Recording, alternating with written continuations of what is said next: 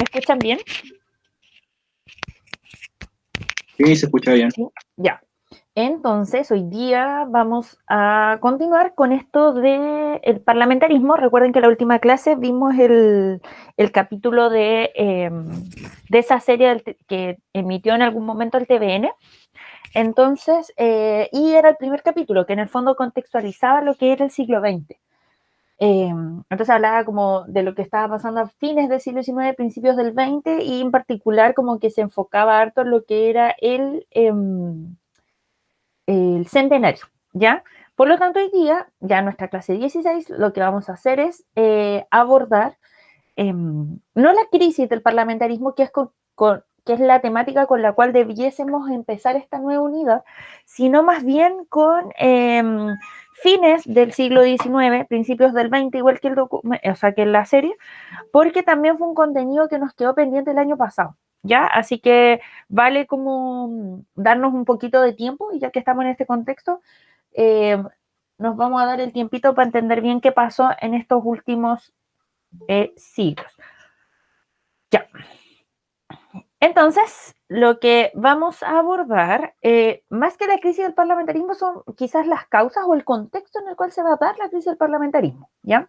En la imagen ustedes ven lo que es el Congreso de esta época, antes de lo que fue la dictadura militar aquí en Chile, es decir, del año 73, el Congreso se encontraba aquí en Santiago, al lado de la catedral. No sé si han ido por el Día de Patrimonio de repente o han pasado por ahí, por la calle Bandera, se encuentra el Congreso, y esta es una foto como muy icónica de la época, porque muestra en el fondo algo que ya abordó el documental, que son las grandes diferencias sociales que se van a presentar en esta época. Gente vestida como muy elegante frente a otras personas quienes padecían lo que era la famosa cuestión social. Bueno, sin adelantarnos frente a eso, la crisis del parlamentarismo se va a dar para principios del siglo XX, y esto va a tener como diferentes características, ¿ya? Diferentes dimensiones. Nosotros vamos a abordar tres dimensiones que son las que a mí me parecen muy relevantes, y estas dimensiones aparecen en la guía, ya, para que después la puedan revisar si en caso que no les quede algo claro. El primero es de corte económico. Bueno, ¿qué pasa a fines del 19, principios del 20 en el ámbito económico? Esto es algo que nosotros ya lo hemos abordado, porque recuerden que las últimas clases fueron sobre guerra del Pacífico. Por lo tanto, nosotros tenemos claro que al término de la guerra del Pacífico, Chile adquiere territorio que poseía grandes como yacimientos de salitre, y que era muy rico en esos como recursos. Recuerden que era la región de Antofagasta, Tarapacá y Arica, que fue la que obtuvo Chile cuando le gana a Bolivia y Perú en lo que es la Guerra del Pacífico. Cuando alcanza esos territorios, eh, por lo tanto, Chile empieza o entra en una fase como de auge de tipo económico, porque el salitre se estaba vendiendo a un excelente precio en el extranjero, ¿ya? Por lo tanto, ¿qué características? Bueno, va a presentar este famoso auge del salitre. Por una parte, lo que es la instalación de las famosas oficinas salitreras, ¿ya? Acá hay una imagen que quise poner. Hay hartos videitos en internet, quería como poner uno, pero lo voy a dejar en Classroom para que lo puedan como revisar si es que tienen ánimo. Eh, bueno, las oficinas salitreras eran instalaciones, eran mini ciudades, por así decirlo, que se localizaban como en pleno desierto de Atacama. ¿Y para qué servían? Bueno, para acoger a los trabajadores que participaban de las labores del salitre, y además los administrativos, ¿ya?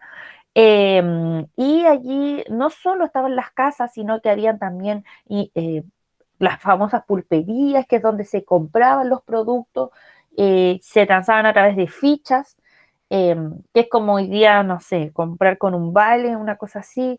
Tenían cine, tenían diferentes como, bueno, cantinas también, habían diferentes como lugares. Eh, que no solo servían para trabajar o para vivir, sino que también para la entretención o para la distensión, ¿ya? Eh, bueno, hoy día muchas de esas oficinas, como aparecen en las imágenes, son centros patrimoniales, así que se pueden visitar.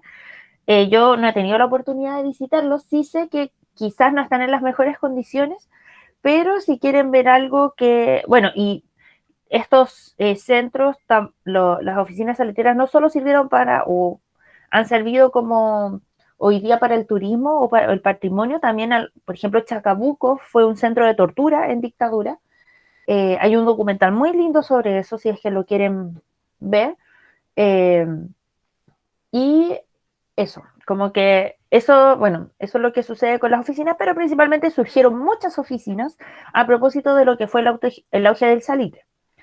Bueno, ¿qué otra característica también tiene lo que es el auge del salitre? Las inversiones. Recuerden que los propietarios de las oficinas no solo son chilenos, sino que también son extranjeros y el Estado le da la posibilidad de que puedan llegar muchos extranjeros a, como administrar estas oficinas, donde el Estado lo único que hace es recaudar dinero a propósito de el impuesto que cobra cuando se saca el salitre del país, ¿ya?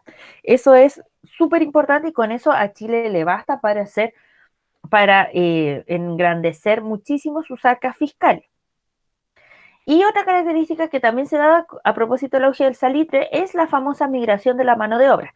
Esto lo veíamos desde antes de que Chile se hiciese dueño de alguna forma de o anexara los territorios salitreros. Recuerden que desde antes el Estado ya estaba apoyando a los chilenos que venían del sur para poder participar de labores salitreras en el norte, ¿ya? Pero ya cuando Chile anexa ese territorio, la migración es súper, súper, súper grande. De todo el centro-sur del país se van a trabajar al norte, ¿ya? Eh, bueno, ¿cuál es el impacto? Evidentemente, el aumento en los ingresos fiscales. Recuerden que, y esto está asociado al impuesto, cuando sacaban esa línea pagaban un impuesto que era muy mínimo, pero aún así era tremendamente importante para Chile, a tal punto que, por ejemplo, para 1910, el 50% de los ingresos de Chile solo dependían de el salitre, o sea, la mitad de un presupuesto solo dependía de una materia prima. ¿Ya? Por eso, cuando se va el salitre, queda la embarrada. Bueno, también el impacto del salitre aporta a otras áreas como económicas. ¿A cuáles? Por ejemplo, la agricultura y la ganadería, ¿ya? Porque como había tanta gente trabajando en el norte, había que alimentarla de alguna manera. Y por lo tanto es allí donde aparece la necesidad de, por ejemplo, de sacar trigo, porque de allí hacemos la harina y por lo tanto tenemos pan en una cultura muy arraigada a ese alimento, ¿ya? Y que realmente genera, logra saciar el hambre. Eh, y por lo tanto, y recuerden que en esta misma época estamos con lo que es la ocupación de la Araucanía, que también fue contenido que vimos, y por lo tanto es el momento en que el Estado también está anexando el territorio del sur para fines agrícolas. ¿Por qué? Porque con el auge del salitre necesitamos tierras destinadas a la agricultura para alimentar a toda la gente que está en el norte. ¿Ya? Si se fijan, entonces va de alguna manera sincronizadas las políticas del Estado frente a los procesos económicos que estamos viviendo. Y por otra parte también es como que aumenta o tiene un auge importante la manufactura, es decir, esta industria de artículos de consumo de alguna forma, que sirve para apoyar la labor también de los obreros. Ya, por ejemplo, la industria textil tiene un auge en esta época porque hay que armar vestuario para los obreros salitreros. Y finalmente, también va a tener un impacto no menor en lo que es el comercio y se van a crear los primeros bancos en Chile, como el Banco de Chile o la Bolsa de Comercio también van a ser de esta época. Bueno, ¿cuál va a ser el rol del Estado frente a este tremendo auge? El primero es el de, bueno, recuerden que este auge proporciona mucho, mucho, mucho dinero al Estado. Entonces el Estado tiene por primera vez desde que se inicia como la independencia del país, desde que Chile es Chile, por primera vez tiene los recursos para poder invertir en lo que le plazca en el fondo. Entonces, es allí cuando empieza, por ejemplo, la implementación de obras públicas y proyectos como de mejoramiento de la infraestructura urbana. Y eso no solo se hace en Santiago, sino que se trata de hacer en todo el país. Se construyen caminos, puentes, puertos, se instalan, por ejemplo, líneas telefónicas. También, obviamente, se extiende lo que es el alcantarillado, el alumbrado público. Eh, ¿Por qué? Porque la idea es poder tener como una mayor presencia del Estado en todo el territorio. Y algo muy importante en esta idea de la unificación y de pensar el Estado-Nación como uno es la instalación de una línea férrea que iba desde Iquique hasta Puerto Montt. ¿Ya? Eso fue súper importante. Recuerden que estamos todavía en esta época en que habíamos anexado ciertos territorios del pueblo mapuche, recién estábamos anexando el norte, habíamos perdido parte de la Patagonia, necesitábamos mostrar que éramos un solo país.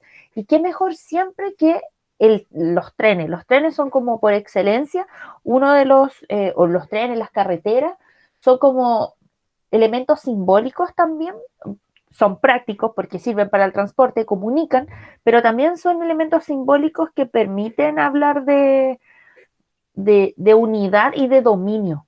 Ya el tren es por excelencia eso. Lo va a hacer Inglaterra o va a tratar de hacer Inglaterra en África cuando se vaya en su... Eso lo vimos el año pasado cuando se va en esta carrera imperialista a dominar territorio africano. No sé si se acuerdan que no lo consigue tener como dividir en dos África porque se mete Francia en entre medio y una de sus ideas era precisamente poner un, una línea férrea que uniera como todo el territorio que dominaba Inglaterra, hubiese sido horrible. Rusia también lo hace, el imperio ruso, con el transiberiano, y así hay un montón de experiencias donde el tren sirve para hablar de dominio. Bueno, aquí hay una imagen del Hospital Salvador, que es uno de los mejoramientos que se hacen con la plata del salitre. Eh, y esa es como, y también en Valparaíso se hace otro hospital y que habla como de los mejoramientos, ¿ya? Eh, bueno, otra cosa muy importante, y de esto hablábamos la clase pasada, es la educación. Bien dijo el Pancho la clase pasada que los niveles de analfabetismo eran gigantescos, por lo tanto, la gente, y no era obligación ir a la escuela, por lo tanto, cuando tenías muchos hijos en edad que ya podían trabajar, en realidad era mucho más conveniente que ellos ocuparan su tiempo trabajando y por lo tanto aportando al hogar con dinero. Fíjense que estamos hablando de familias de 12 personas. Ya no estamos hablando de estas familias de hoy día de 2 o 3. Son familias gigantescas y pobres, muy pobres, de inquilinos, ¿ya? De inquilinos donde recuerden que el inquilino, también lo vimos, depende de un patrón, muchas veces no es justa la paga y por lo tanto los hijos tienen la posibilidad de emigrar, de trabajar como peones, por ejemplo, quizás en otra hacienda, y de alguna manera hacer llegar dinero o por último, quizás no dinero, pero se va a poder mantener solo. Y es algo que les interesa a las familias porque no tienen cómo darles de comer. Entonces, en ese contexto es que el Estado asume la responsabilidad de ampliar el índice como de alfabetización, es decir, de personas que sepan leer y escribir, y por lo tanto construye o sea, por lo que dan los datos, cerca como de 1.300 colegios a lo largo de todo Chile, con el propósito de poder ir siempre como aumentando la cobertura en todo Chile y además también bueno, y eso va unido a aumentar también la planta docente. Por lo tanto, también se va a afianzar, va a ser más sólida la formación de profesores. Sobre este tema vamos a abordar, lo vamos a profundizar más, yo creo que en 2 clases más, sobre el tema educativo, porque es súper relevante como abordar también como este periodo como desde esa mirada. Y finalmente, bueno, el aparato estatal que evidentemente se va a ver fortalecido, Recuerden que el presidente no puede estar en todos lados, por lo tanto necesita muchos funcionarios que monitoreen, que se estén haciendo las cosas, que implementen o que simplemente a veces pongan la cara por el presidente, ¿ya? Entonces todos esos funcionarios van a requerir o van a, se va a tener que fortalecer de alguna manera y el auge del salitre va a estar como muy bien.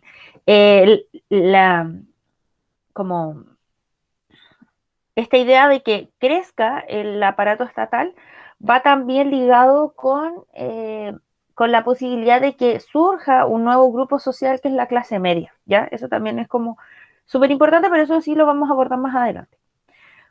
¿Tienen alguna duda con el ámbito económico, chiquillos, chiquillas?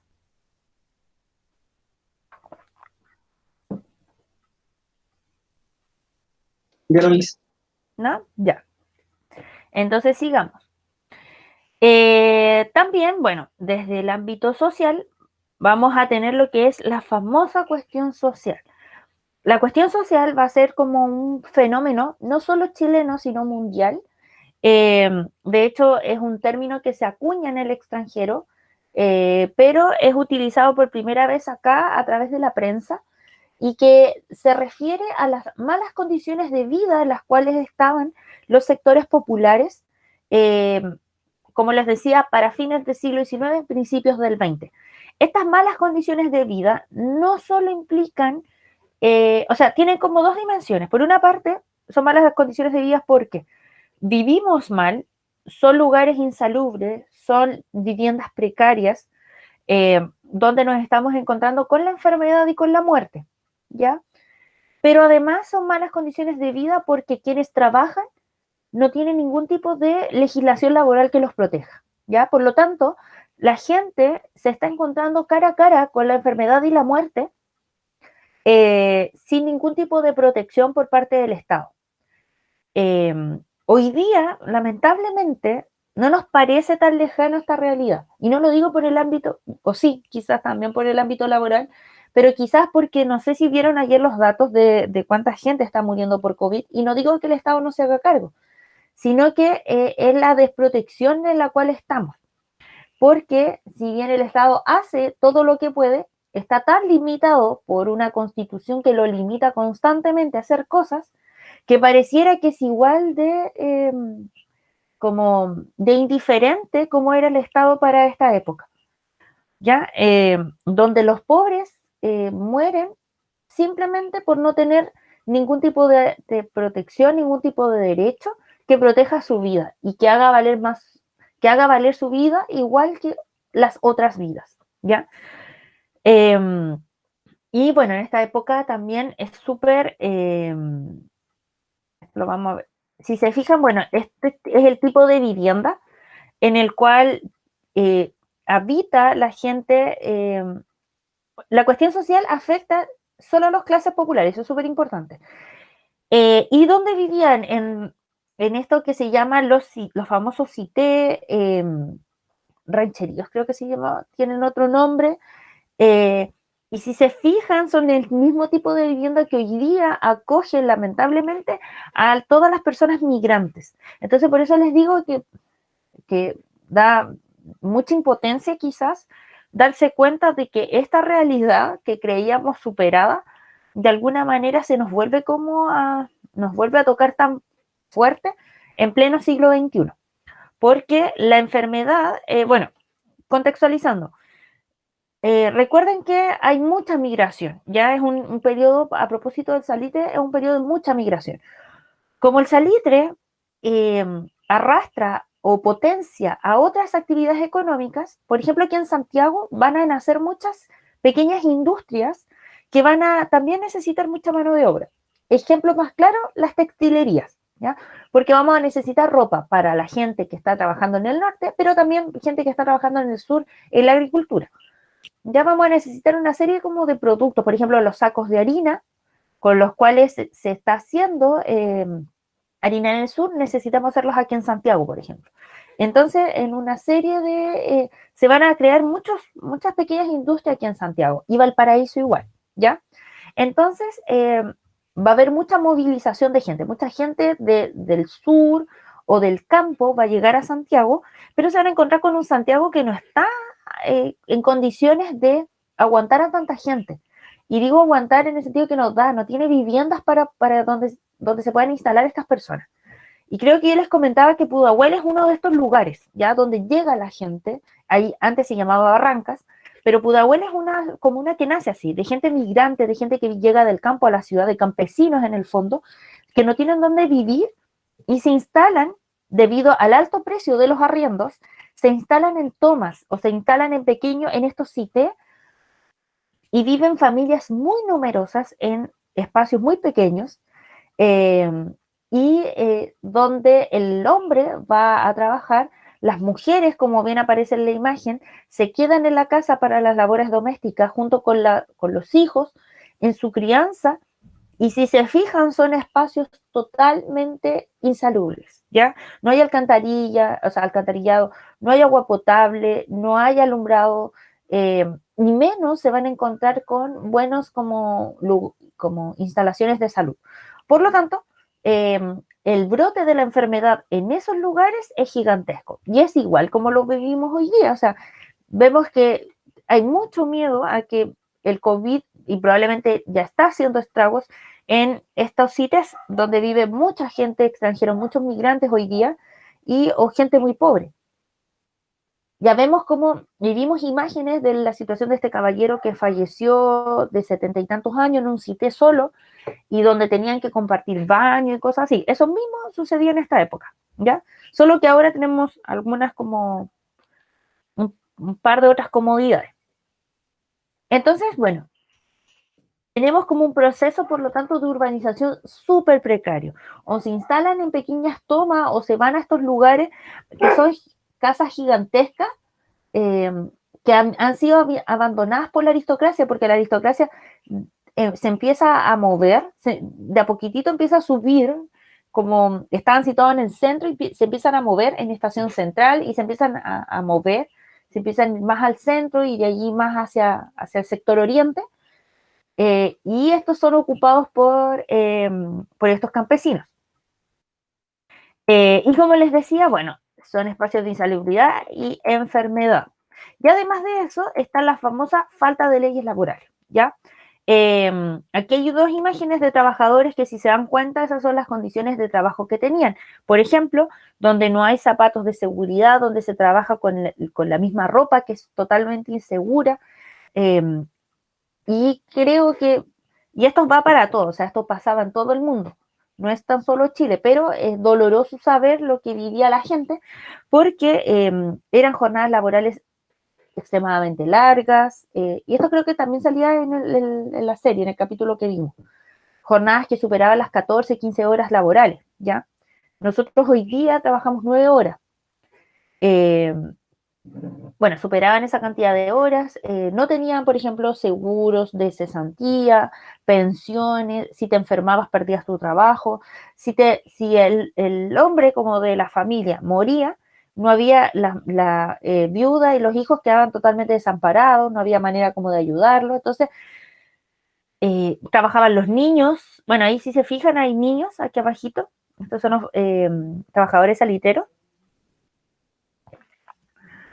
Eh, bueno, también morían muy tempranamente los niños, trabajaban las mujeres, etcétera. O sea, hay un descontrol no hay contratos laborales y eso es súper importante. O sea, se llegaba a un acuerdo de palabra y si el patrón quería como pasar a llevar tu contrato o tu acuerdo de palabra, no había, como que en el fondo, mala suerte, jodiste. Eras como no hay más posibilidades de hacer nada más, ¿ya? Entonces eso es como algo muy grave que está sucediendo en esta época y mucha gente está muriendo trabajando, ¿ya? O sea, a través de sus labores laborales está muriendo mucha gente. Por eso, y hay algo como el nexo con lo que salía en el documental, se van a dar una serie de manifestaciones y de formas de organización también por parte de estos sectores. Eso también lo vamos a ver porque es muy interesante tener memoria de cómo se organizaban los sectores populares. Y en temas políticos, y esto ya es lo último, tenemos lo que es ya la instalación, de alguna manera, o el inicio del famoso parlamentarismo, ¿ya? El parlamentarismo, antes de ir con esto, el parlamentarismo se inicia en 1891 con la famosa Guerra Civil, donde hay un problema entre el poder ejecutivo y el legislativo, es decir, entre el Congreso y el presidente, cuando el presidente de aquella época, un presidente liberal, que es José Manuel Balmaceda, lo obligan a renunciar porque rechaza las leyes periódicas. ¿Cuál de esas leyes? La de presupuesto, ¿ya? Resulta que eran leyes que se aprueban para presupuestos de todo un año, por eso se llaman periódicas, y el Congreso no aprueba el presupuesto que estaba pidiendo Balmaceda, ¿ya? Ahí no nos vamos a entrar tanto en detalle sobre los problemas y los conflictos que hay entre ambos poderes. Si les interesa, pueden ver algunos, hay mucho material al respecto porque hay mucho mito sobre la figura de José Manuel Balmaceda, pero como por tiempo no lo vamos a abordar, pero sí lo que les quiero dejar claro es que este hombre solicita al Congreso una cierta cantidad de dinero para poder llevar adelante una serie como de reformas sociales. El Congreso no se lo aprueba y por lo tanto Balmaceda, ¿qué es lo que hace? Toma el presupuesto que se le había asignado ese mismo año. Y eso para el Congreso es como una falta de respeto gigantesca. Y le dicen que debe renunciar. Por lo tanto, Balmaceda obviamente se opone, aprueba o pone en vigencia la ley de presupuesto que le habían dado como el año anterior. Y por lo tanto, el Congreso dice eso es inconstitucional. Y en apoyo con la escuadra nacional se levantan los militares en contra del presidente. Ya esto también, desde este momento más o menos, va a ser súper común durante el siglo XX, chiquillo, el hecho de los levantamientos militares frente al presidente. ¿Ya? El año 73 con la dictadura no va a ser el único, van a haber muchos durante el siglo XX, muchos. De hecho, algo que a mí me llama mucho la atención es que la gente que es más adulta cuando vive la dictadura del 73 son personas que ya han vivido durante su vida más levantamientos militares. Para nosotros sería horrible vivirlo porque jamás, por suerte, o lo más cercano que estuvimos fue el año pasado con los toques de queda y cosas así, después del 18 de octubre. Pero por suerte nunca hemos vivido un levantamiento militar en contra del presidente. Durante todo el siglo XX nos vamos a encontrar con muchos episodios similares, ¿ya? Este quizás será el primero con el que se va a iniciar todo el siglo XX. Entonces, se levantan la Escuadra Nacional en apoyo al Congreso, el Ejército en apoyo al presidente y se enfrascan en batallas donde hay muchísimos muertos, donde hay también exiliados, torturados, etcétera, y donde finalmente muere Balmaceda, creo que se suicida, y por lo tanto es el triunfo del Congreso frente al presidente y es la instauración, por lo tanto, de lo que es el parlamentarismo, ¿ya?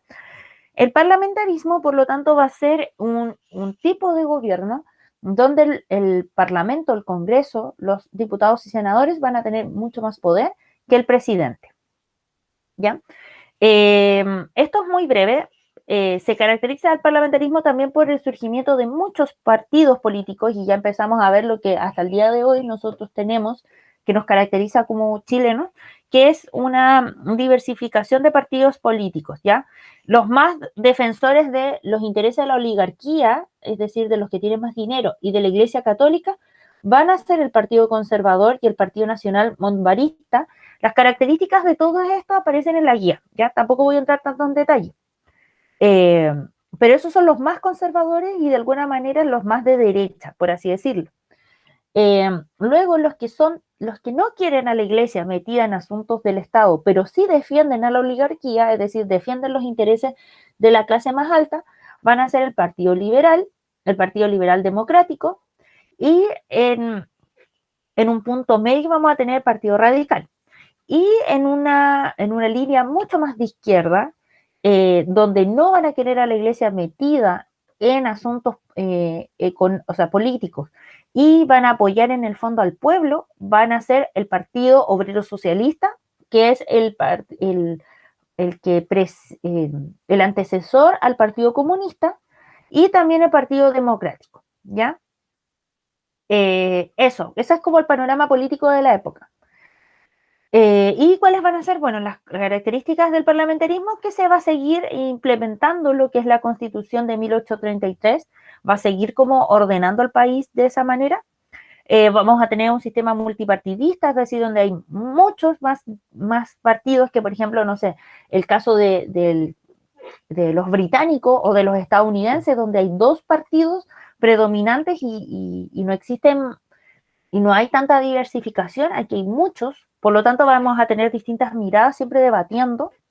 Y las famosas prácticas parlamentarias, que son prácticas que de alguna manera van a impedir que los presidentes logren desarrollar su gestión con libertad. Eso lo vamos a abordar con mayor detalle la próxima clase cuando veamos como la crisis del parlamentarismo, porque ahí se van a agudizar y van a ser como terribles estas prácticas.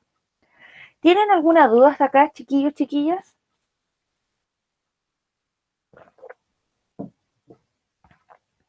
No, mis. ¿No? Ya. Entonces, traté de hacer lo más breve posible esto. Entiendo que igual, bueno, tal como dije la clase pasada, de alguna manera hice como un panorama general de lo que estaba pasando en esta época y por lo tanto va muy en la línea de lo que aparecía en algunas partes a la serie que vimos. Ahora vamos a pasar a una guía que yo le subí anoche a Classroom. Acá.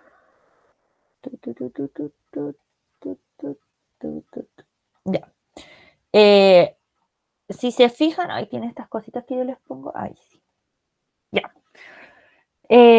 Brevemente, ¿qué consiste esta guía? Bueno, es súper larga porque tiene todo lo que dije, ya en materia, por así decirlo. Así que esto es como lo que yo ya mencioné.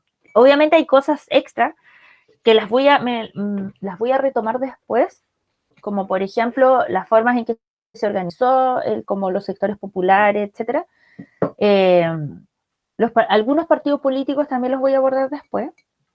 Es que aquí tenemos un gran problema y es que el siglo XX chileno es súper complejo y hay demasiadas cosas que decir siempre y tenemos poco tiempo porque tenemos que hablar de esto y además hablar de Europa, de la Guerra Fría y hay muchísimo contenido que ver. Así que bueno, ahí veremos cómo nos arreglamos. Y acá, como ven, tenemos 3 textos, ¿ya? Son cortitos, son súper fáciles y que nos van a dar como otra mirada sobre los problemas que tiene la gente en esta época y nos van a dar luces de por qué este parlamentarismo va a entrar en crisis, ¿ya?